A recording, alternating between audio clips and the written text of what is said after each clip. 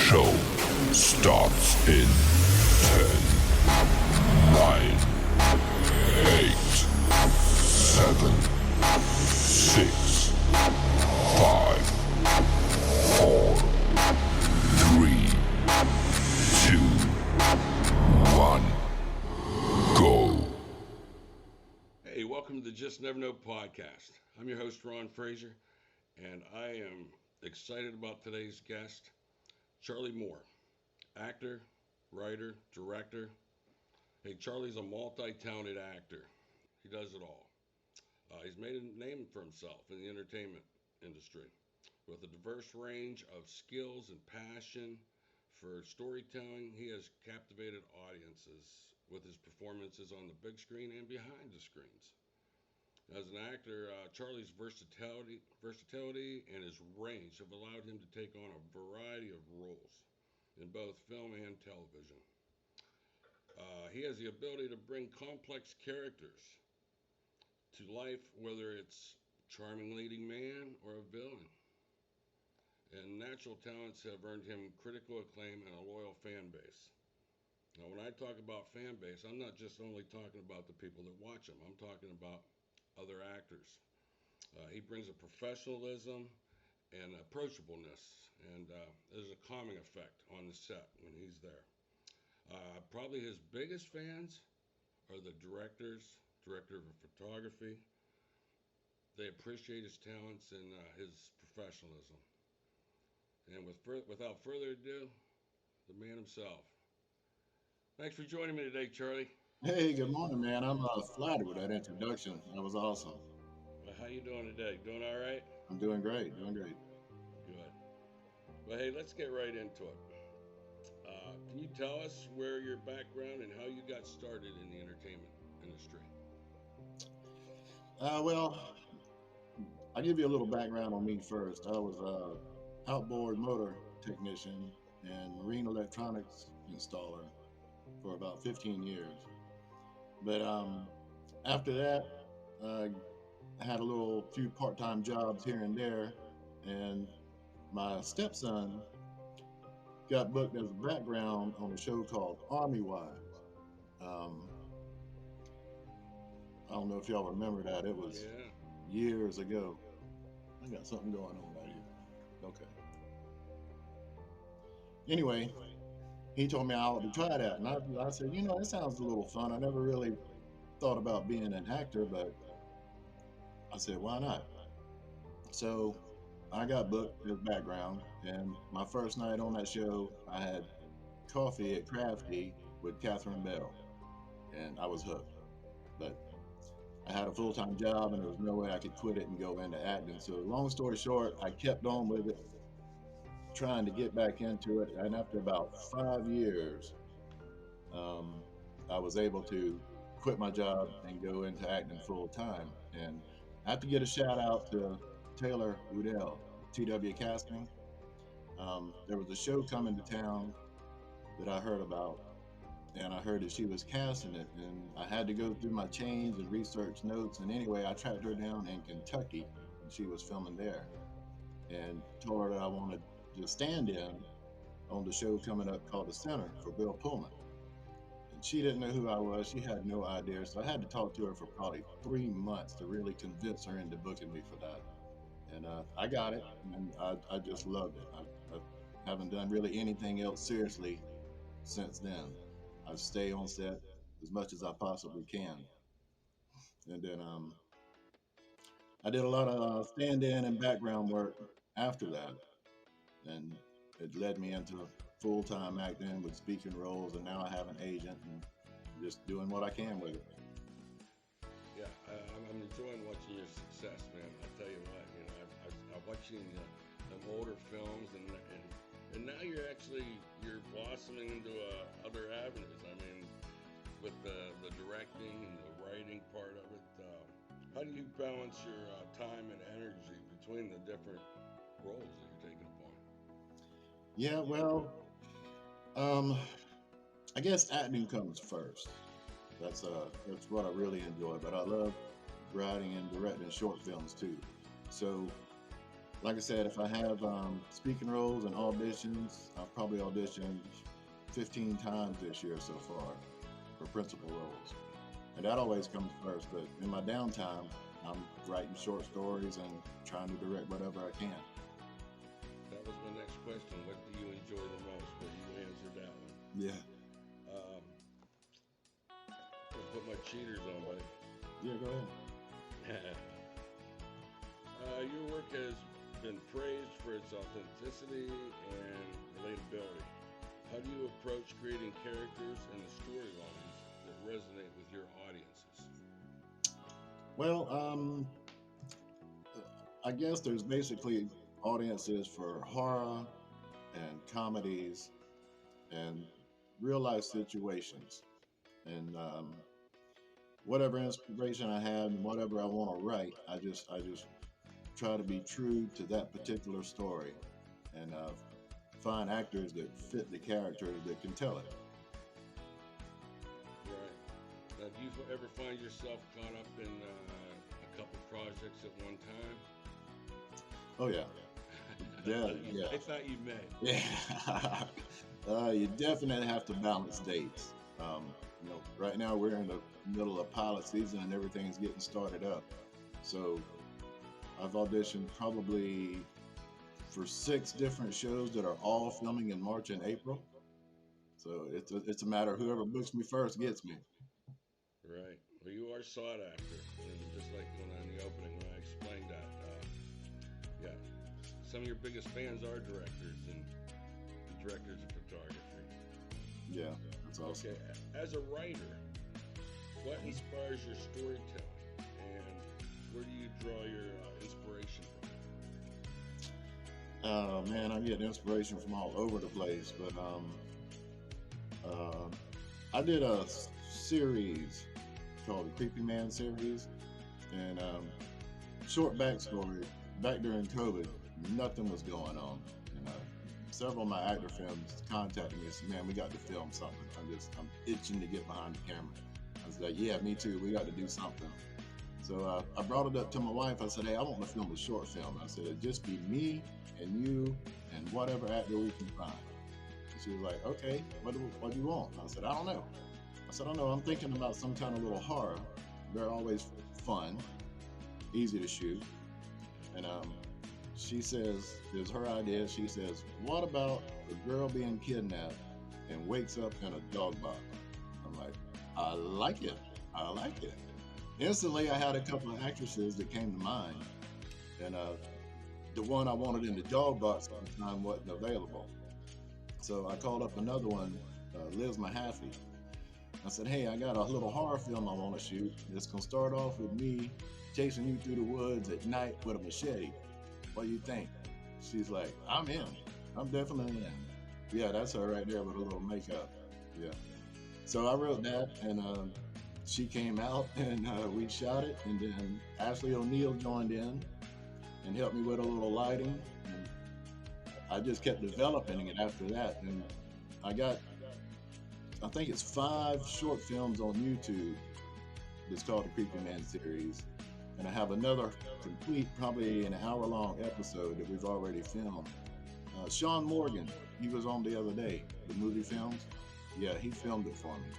So we're editing those now and putting it together. So it'll probably be 45 minute to an hour-long series of that. Very good. Now everybody can let everybody know where they can follow that. That's on your YouTube. It's on my YouTube channel. Yes, CS Moore, all caps. Okay. Very good. Can you share with me a project or a role that has been particularly challenging and memorable for you? Well, I can go back to background days. I spent a lot of time on Mr. Mercedes doing photo double and stand in for Brendan Gleeson. That whole series was very memorable. But that was the best gig ever for you, wasn't it? that Man? was great. It was great. It was a good run. I learned so much. Worked with so many good actors. On set with them, I didn't work with them. But doing this Creepy Man series was fun, and I'll never forget doing that and having everybody on set and the crew and all that, and everybody got along real good, and it was just a fun shoot. A lot of it was at night. I used local locations and local businesses. Everybody was chipping in and excited to help with it. Yeah. And when you work with certain people you're already comfortable with, it seems like the product is already that much better because that being comfortable with everybody. Right. Seems like you're all familiar with each other. Oh yeah, yeah. So yeah, It definitely helps. And some of them, like Crystal Butler, is one of my actresses on the Peaky Man series. Actually, she lives here in Charleston, and I met her doing the film called The Hill with Dennis Quaid that was just released. I met her in Augusta on that show, and then transferred back down here, and I hit her up for the Creepy Man series, and she was like, "Yeah, I'm in." So that's always fun. Oh, definitely. You were talking about Ashley O'Neil. Ashley O'Neil finds himself on everybody's set. Oh, there's not a place around here that hadn't had him on set for sure. And he's a blast to work with. He is. We He's a great shot, guy. we did a short film for festivals. It was called The Garden. And he's in that one too. It's like a fantasy horror, I guess you could say. It's basically a scarecrow comes to life. And I'm not gonna say much more about it, but you can find it and watch it. It's on. He's got it. I'll have to find out exactly where it's posted at right now because I'm not too sure. It might be on YouTube. I know you've been approached probably numerous times for when people just seek you out, no doubt in my mind. What did you look for in a script or a project that maybe decided that maybe it's not for me? You ever been in a situation like that? Actually, I did. I just signed with an agent 2 years ago, and I turned down my first project last month, actually. And I've come to discover my brand and what I'm comfortable portraying, and it just didn't fit. And I just explained to her that it's not my brand. It's not that I'm that big of an actor, but I don't want to be known for certain things. Right. I totally get it, you know. And it has to be a good story. Yeah, it has to be a good It has to be a good story. It has to make sense to me. That's part of being, I guess, authentic and realist.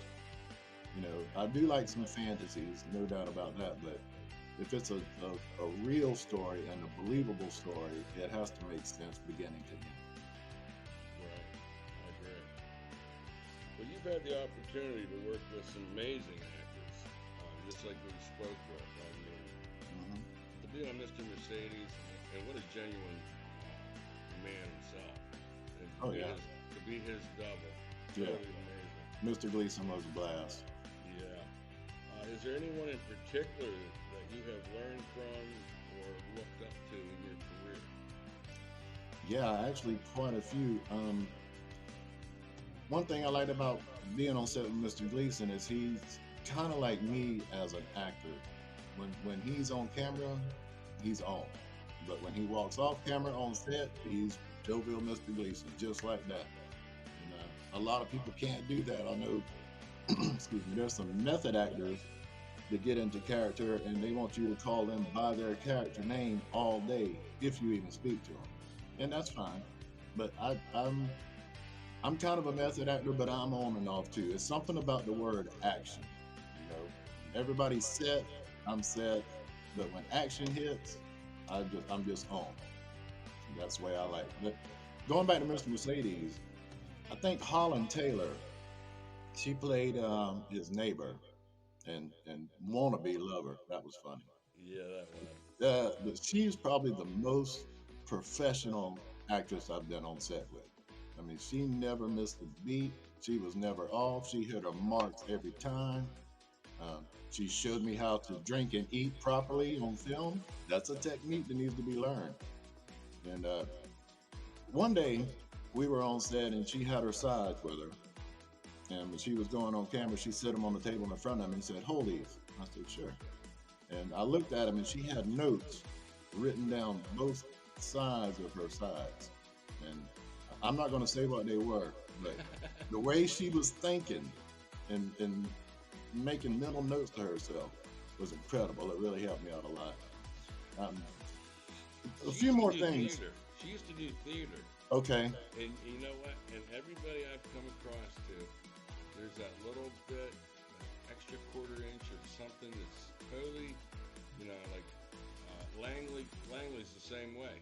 Right. She has a theatrical background on Yeah. stage. Yeah. David Bear Williams. I mean, There- there's just something different. There's no do-overs.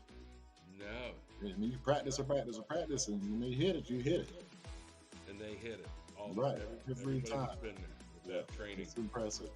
There's really just three people, I guess, that I look up to and inspired by is Clint Eastwood and Danny McBride, Burt Reynolds. Yeah, those guys, those guys impress me so much with what they do. That's what I want to do. My goal or dream is to write, direct, act, even cast my films. And that's what they did. They had basically their same circle of friends, pretty much their same crew, and they worked together so well on whatever they did. And kind of like with my writing, I know what I want to say and I know how I want things to flow, but I book actors that match the characters as close as possible and let them develop it. If they don't feel comfortable one way, they want to do it a different way. Most of the time, I let that happen because it worked. It's believable and it looks good. More natural. Yeah, absolutely. Yes, Yeah, if you're trying to be like personally myself, I do good in intense roles. yes, If you put me in a drama where I'm just discussing, I know you got to know your weaknesses and you got to know your strengths. And then, right, right. And that it's nothing wrong with character development and bettering yourself, but if you have to really act and it shows, it doesn't work. yeah, exactly. You got to be on that same level and flow. Yeah, that's the DiCaprio level. As an artist, what message or impact do you hope to convey through your work? I like a good comedy and I like filming horror just because, believe it or not, the scarier the horror is on film, the more fun it is to shoot. Right. And but I like not how-to videos, but I like someone to learn something from my videos to be somewhat educational. Just like for Creepy Man, for instance, you might not get it watching it, but subconsciously it's showing you how easy it is and how easy it is not to be abducted. That's basically the basis behind the whole thing. And as long as somebody gets something out of it, whether it's a laugh, it's a lesson, it's something learned that they didn't think about, I'm good with it. Yeah, man. If it's educational and entertaining at the same time. I'm gonna throw some pictures up here, and I'd like you to elaborate on it. Okay. Oh, the Jonesy. Yeah, I think everybody in the industry knows Sarah Jones and what happened to her on that Midnight Rider set. So this is something that her dad, I guess, came up with. The last shot of the day was always called the martini. Now you might have martini A, B, C, D, E, but still, the Jonesy is the first shot of the day with the emphasis on set safety. If you see something, say something. You know, I'd rather get fussed at for something that's trivial than have someone get hurt because I did it. Right. Absolutely. Absolutely. Oh, this was Tress Tripman. This was a little horror that Ashley O'Neil created. He came to me and he said, I got an idea for a little horror film. I said, all right, what is it? He said, well, a bunch of people go camping and they tripping on mushrooms and they all get killed. I said, hey, I can write that. I can write that. So I wrote it, directed it. Him and I casted it, and Sean Morgan at Movie Films filmed it. And we did it out here on my property. I think it was 2 or 3 weekends. I don't remember. This day right here was challenging because we had makeup and a lot of fake blood, and it rained all day long. Oh, Yeah, there's Kelly McBride, Crystal Butler, and you see Ashley there is the devil man. yeah. Me and my wife, Crystal, and Sean Morgan and his crew. It was good. It was fun. Everybody showed up. Everybody had a good time, and nobody got hurt. Perfect. Perfect. Okay, this is a shot from Creepy Man 2. Uh, I'm still editing that. It hasn't been released yet, but it's a good cinematic shot from Sean Morgan. He has a great eye behind the camera like that. And it's Ashley O'Neill I'm talking to. We actually partnered up to make the film, and in the film, we were also partners in crime. Oh, jeez. That Ashley, he's always on trouble. Oh, yeah. This is a law firm commercial, Joy Law Firm. Yeah. I was just background on this, eating a hamburger, drinking a beer. Yeah. I've done a few of those. Extreme Akeem is out right now. I did one of those for him with Shaz Debussy. So this is another one from Creepy Man 2. This is where one of the actresses is getting abducted. And again, if you look at just this shot, she's sitting in the car and I'm pulling up to meet her. And when I open my doors and she opens her door, she's blocked. She has nowhere to go. And she could have easily just pulled ahead and got herself out of that situation. That's one of the subliminal messages that's in this film. Right. Wow.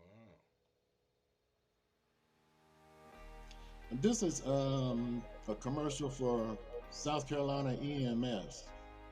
We shot it up in Columbia, and I was a patient in a four-wheeler accident being medevaced out of there. It was pretty fun. It's a little uncomfortable in that position for a while, but they did put me in the helicopter. Didn't get go for a ride, but they did put me in there. There's Elizabeth again. That was Yeah, she just got chopped with a machete. The Light. This is Sean Morgan's film. It was filmed out here on my property too, and I had a small role in that. It's like a sci-fi horror. It's a good film. I could see you and Sean Morgan working together all the time. Just Yeah, I similar love working. personalities, even. Yeah, I love working with him and his crew. It's always a good time. You know, we both don't take ourselves real seriously, but we take what we do seriously. If that makes sense. Oh yeah, absolutely. This was a film. It's called Buck. It was filmed up in North Carolina. It was a Joe Montati film. He wrote it, directed it, and filmed it. And I was the lead, a Texas lawman. I think it might be on YouTube. It turned out pretty well. It always could have been better, but I was happy with what I did. Oh yeah, you got the part. I mean, look at that. And your beautiful wife. Oh, Crystal. definitely. Yeah, I couldn't do it without Crystal. She's by my side. She's my support, and you know, she carries things when I can't. She don't mind me doing it. She loves it. She supports me 100%. I definitely. I mean, you can see it. You can feel it. The support she gives. If everybody Oh, yeah. had a woman like you, a wife like that, they'd be set. And she's very talented on her own behalf. I mean. Yes, yeah, she does a little acting. She loves doing background. Yeah, and that's another thing. Let's give a shout out for her crystal making. Actually, her The stained glass. stained glass Yeah. creation she comes up with, totally amazing. So shout out to you, Crystal, on that. Yes, Just thank find you. her too. Buy some of her stuff. Beautiful. Yeah, she's actually this whole month there's a diner in Moncks Corner. It's called Ophelia's, and her stuff's been on display in there for a month. Very That's good. She's got a piece in the Berkeley County Museum, a permanent piece hanging in their front window. Yeah, very talented on that part. Yeah, and she's definitely a great supporter. I see she's your biggest cheerleader, Oh supporter, yeah, everything. yeah, and a good critic too. Yeah, that's even more important sometimes. Who It's we root very for. important. I mean, she shoots all my auditions, and so I can't see what I'm doing. I can't see my twerks or what my eyes are doing, and she pays attention to all of that for me. Right, right. When you started, you never acted like in school or anything? I didn't, man. I kind of wish I would have, but I had other interests. I was into sports at the Yes, time, same and here. football, wrestling. That's just kind of what was popular in my area. But there were some films filmed in Charleston back in the '80s. There was one here and one there, but there was really no way to make a career out of it. Right. Even now, it's tough. I still travel from Virginia to Florida filming. Yeah. Yeah, you gotta move. If you're gonna stay relevant, you Yeah, gotta yeah, you keep got to stay on a set somewhere. Somewhere. Even commercials. I do commercials all over the southeast. It's good practice. It's good networking, and you're going to be seen.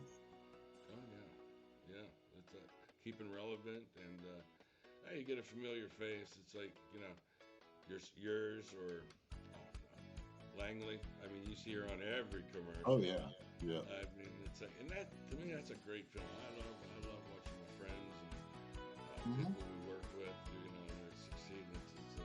Hey, they're winning, I'm winning, man. That's how I look at it. Right, right, right. I mean, that's one thing about this business is I don't see it a competition so much between actors because either you fit it or you don't.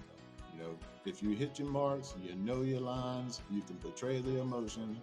Either you fit it or you don't. There's no really right or wrong. It's up to the directors. Yeah, It's just like when I cast something. If it's one of my shows, I know the mannerisms of the character. I know their attitude that I want to see. So I try to book the actor that fits it. And it's simple as that. It's not a matter of you did better than this person or you're prettier than this person or it doesn't even matter. It's who fits the character that's in my mind.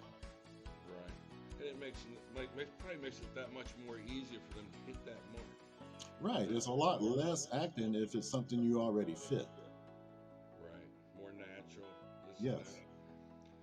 Who are some of the people you haven't worked with? I mean, you've worked with a number of them. Who is somebody you haven't worked with that you'd love to work Man, I tell you, I wish I could have worked with Clint Eastwood. Um, he did that film in Savannah a while back, and I wanted to be background on that show just to watch him work in person. with? But I didn't make it down there. That would be one of them. And of course, Danny McBride, his whole crew and his circle, their comedy is just off the chain, and they're real fun people to be around. I've done plenty of background on Gemstone, so I've been on set with them, but to actually work with them and trade lines, that'd be so much fun. Oh yeah, yeah. They're so laid back. They're a family unto themselves on the Right, Gemstones, right. and you get that vibe. They give that same vibe off. And, Yeah, and like I was saying with him and Burt Reynolds and Clint Eastwood, if you watch their movies and pay attention, it's the same core people that they work with all the time, you know, and it it shows. kind of ties in like what we're talking about. You like to work with the same people. Danny Hmm. has all his college friends, and they're still Right, together. right. Adam Sandler, there's the biggest Yeah, example. yeah, Adam Sandler, all his cronies, they're in every film. And yeah, yeah. It's their own little group, and they do great together. yeah, it works that way. It's more comfortable, the whole set. I love it. Hmm. Anybody else you'd like to give a shout out to? Um, of course, I want to give a shout out to Sean Morgan. He's been such a help to me and always available when I need him for anything. And he books me for some of his commercials too. The Bentelli commercials I've done with him and a few others. And uh, I can't think of a lot right off the top. I guess my agent, Talent One, out of Raleigh, North Carolina, they've really worked hard for me. I don't know how many auditions I've done over the past couple of years, but I've got several bookings with them too. That's great. Well, Charlie, hey, I want to thank you for taking the time and speaking with us. I appreciate it. I can't wait to see what you have in store for us. Yeah, definitely. I'm still working on the Creepy Man, and I'm going to continue with that. But one quick note: I've been working with a director, Stephen Bryan, up in North Carolina. Uh, there's a Pentecostal Holiness Church that has a production company up there, and we do a lot of Christian short films for them. And I just went up there 2 weekends ago and shot a video, a music video with him, and he's gonna film another short probably in April or May that I got the lead in. But I've been writing one, a series. I don't want to give too much away. It's called When We Pray, and it's basically about what happens in the spiritual realm when someone prays. You know, I believe in Jesus. That's who I pray through. But I think whoever you pray to, if you're sincere, things in the spiritual realm start happening. You know, I believe there's angels and demons always around, and they're really not doing anything until we say something good or bad. Right. Then it starts happening, and I'm want to film that, and I'm trying to get him to do it, but I don't know how long it's going to take for it to happen. And they're a faith-based network production company. Yes, definitely Christian based. All their stuff is. And give a shout out to their name again. Stephen Bryan. It's Pentecostal Wallace Pentecostal Holiness Church. It's on YouTube. Okay.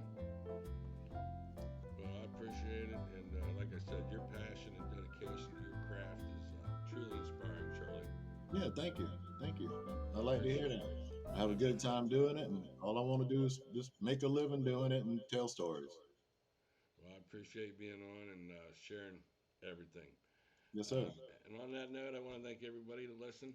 Um, please subscribe, like, comment, show Charlie the love, and take care. Love you. Yeah.